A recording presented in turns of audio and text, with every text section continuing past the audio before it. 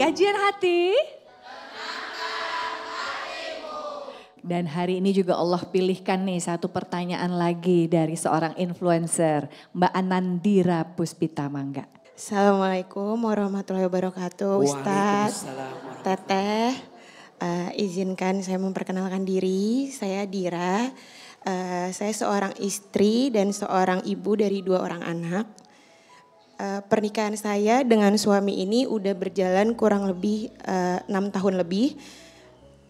Tapi saat ini Ustadz saya sedang berproses proses perceraian di pengadilan agama.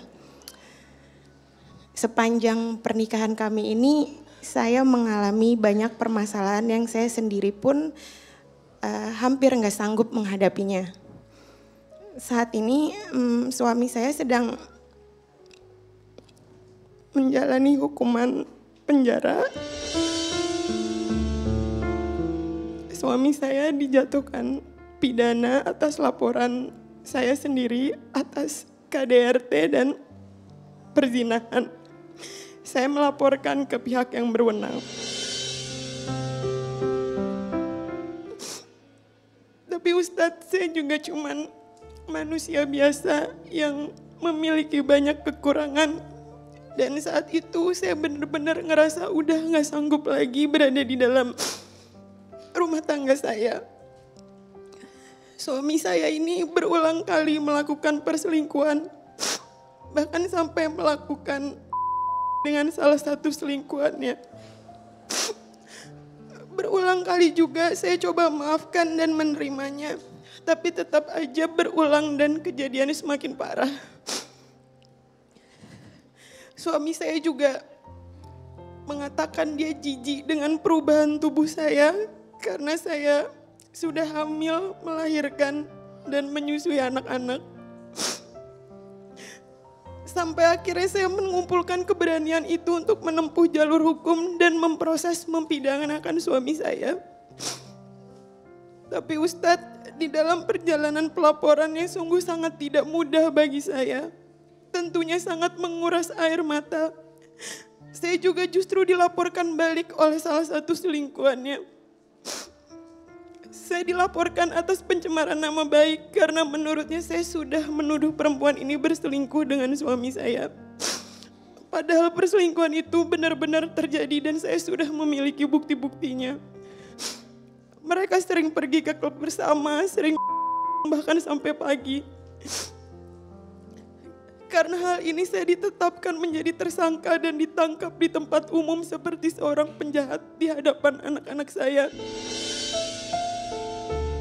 Yang padahal anak perempuan saya juga saya sedang memberikan terapi psikolog karena seringkali anak perempuan saya yang pertama melihat saya dan suami saya bertengkar terus menerus, Ustadz. Lalu saya ditahan bersama bayi saya karena anak kedua saya masih menyusui, Ustadz. Dan saya memohon kepada penyidik saat itu agar saya tidak dipisahkan dari bayi saya. Saat itu benar-benar titik terendah saya, Ustadz. Ada hal yang benar-benar saya gak akan pernah lupain. Karena saya harus mandiin anak bayi saya di kamar mandi narapidana. Yang sebelumnya gak pernah terpikirkan oleh saya, Ustadz.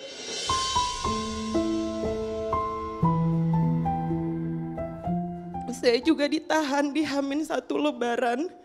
Saya tidak diizinkan untuk sholat Idul Fitri. Saya juga tidak diizinkan untuk dijenguk pada saat hari raya Lebaran. Tapi saya selalu berusaha kuat buat anak-anak saya dan berprasangka baik kepada Allah dengan apapun yang terjadi di hidup saya. Sampai akhirnya di hari kelima penahanan saya merasa Allah memberikan mukjizat kepada saya dengan menurunkan banyak bantuan kepada saya dan bayi saya. Berita penangkapan saya terdengar oleh Ibu Menteri Perlindungan Perempuan dan Anak dan lembaga-lembaga pemerintahan lainnya. Beliau langsung menjenguk saya dan membantu penangguhan penahanan saya yang sebelumnya sudah ditolak. Dan alhamdulillah sampai detik ini saya bisa kembali berkumpul, Ustadz, bersama keluarga dan anak-anak saya. Walaupun saat ini status saya masih menjadi seorang tersangka. Ustadz, saya ingin bertanya, apakah saya salah dan berdosa sudah memberanikan diri untuk melaporkan suami saya? Saya sudah ikhlas Ustadz dengan rumah tangga saya, tapi saya belum bisa melupakan dan memaafkan apa yang sudah suami saya lakukan kepada saya dan anak-anaknya. Dan apakah benar Ustadz kalau dosa zina seorang ayah itu bisa berimbas ke anak-anaknya, terutama anak perempuan? Apakah karena kesalahan seorang ayah, anak saya terutama yang perempuan akan mengalami hal seperti saya, Ustadz? Waalaikumsalam warahmatullahi wabarakatuh. Terima kasih Mbak Dira. Mangga Pak. Bunda. Pertama yang harus kita pahami ya, yang namanya rumah tangga itu pasti akan dihinggapi dengan ujiannya masing-masing. Langkah pertama yang harus Bunda lakukan adalah mendekat kepada Allah. Hadirkan amal-amal soleh Bunda di hadapan Allah. Sholat, baca Quran, taklim. Ini dalam rangka Bunda bisa menemukan jawaban dari semua ujian yang sedang Bunda hadapi. Yang dikedepankan jangan nafsunya. Yang dikedepankan jangan egonya. Yang dikedepankan jangan marahnya. Karena mohon maaf, kalau hati sudah marah, sudah kesel, maka kesimpulan akhirnya pasti salah. Makanya Nabi mengajarkan kalau sedang marah tidak boleh melakukan dua hal. Satu, tidak boleh bicara kalau sedang marah, karena pasti yang keluar kata-kata yang tidak baik. Dan yang kedua, tidak boleh memutuskan sesuatu kalau sedang marah. Karena hasilnya tidak akan objektif. Pasti ada pengaruh syaitan yang terkutuk yang membolak-balikan hati. Membuat nafsu berkecamuk di situ. Akhirnya kesimpulannya jadi salah. Ahilman gak tahu pasti. Tapi mungkin Teteh karena sudah melihat suaminya nista maja utama. Kesalahannya udah parah banget Sudah KDRT, sudah berkhianat. Tidak jadi teladan contoh yang baik buat keluarga. Akhirnya beliau speak up, akhirnya beliau bicara. Semua yang terjadi biiznillah atas izin Allah. Dan kita percaya nasi sudah jadi. Sekarang Teteh perlahan melangkah lagi. Sudah gak bisa balik ke masa lalu. Semoga ini jadi pelajaran buat para suami agar tidak melakukan hal yang sama seperti halnya suami Teteh lakukan. Kemudian Teteh juga nanti lebih hati-hati dalam melangkah. Jadi pelajaran buat semua.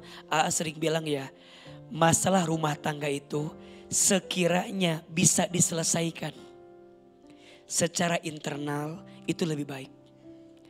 Tapi kan ini mah udah keterlaluan, speak up. Kita punya lembaga hukum yang sangat baik. Kita punya hak kok membela diri. Dan membela hak itu adalah ibadah, diperbolehkan. Bergantung saja sama siapa? Allah. Pegang Allahnya. Bersandar ke Allah. Berharap ke Allah.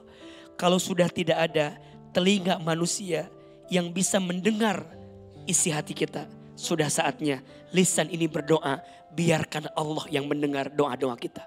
Kalau sudah tidak ada pundak manusia bersandar, jadikan tempat sujud kita sebagai tempat terbaik untuk nangis, untuk bersandar atas semua keluh kesah yang kita miliki. Semoga Teteh Allah kuatkan dalam menjalani hari-hari ke depan. Rumusnya, فَمَنْ يَعْمَلْ مِثْقَالَ ذَرَّةٍ خَيْرًا يَرَهُ وَمَنْ يَعْمَلْ مِثْقَالَ ذَرَّةٍ شَرًّا يَرَهُ. Barang siapa yang berbuat kebaikan, pasti Allah akan balas kebaikan itu. Dan barang siapa yang berbuat keburukan, maka Allah pun akan balas keburukan itu. Maka sekarang, jangan menyimpulkan atas perbuatan orang tua kita akan berdampak pada anak kita. Selama kita jaga, kasih pendidikan yang baik, kasih lingkungan yang baik, doakan yang baik-baik. Mudah-mudahan perilaku orang tua tidak berdampak pada anak kita. Oke, ini kayaknya sudah tampak wajah-wajah yang ingin bertanya nih gimana cara implementasinya mungkin ya, prakteknya gimana? Ada mungkin para bunda yang mau bertanya kepada Ustadz Hilman, punten? Silakan. Angkat tangannya boleh? Assalamualaikum Pak Ustadz. Salam, ini kayak teleponan kita. Ya Allah. Baik, silakan. Maaf Pak Ustadz, nama saya Hairani. Saya sedang diambang dilema Pak Ustadz, karena saya ingin dijadikan istri kedua oleh seorang laki-laki yang berasal dari keluarga terpandang dan dihormati secara agama. Tujuan saya ikhlas semata karena Allah. Saya sudah bertunangan dan mengiyakan. Namun di pertengahan jalan dilema ini semakin terasa, apalagi umur saya kan masih muda, masih 21 tahun. Awalnya saya benar-benar dijodohin sama Bu Nyai sama Pak Kiai. Oh, mungkin ini jalan saya karena mungkin ujian ngafal Quran ya Ustadz ya. Pertanyaannya syarat poligami yang diperbolehkan untuk Islam itu bagaimana? Terima kasih Mbak Harunisa. Ini pertanyaannya mudah tapi sulit untuk dijawab oleh AA tampaknya. Mangga AA nyanggakeun. Bunda. AA. Ayo, Ahilman mau jawab. Mau tanya, boleh? Jadi istri yang kedua itu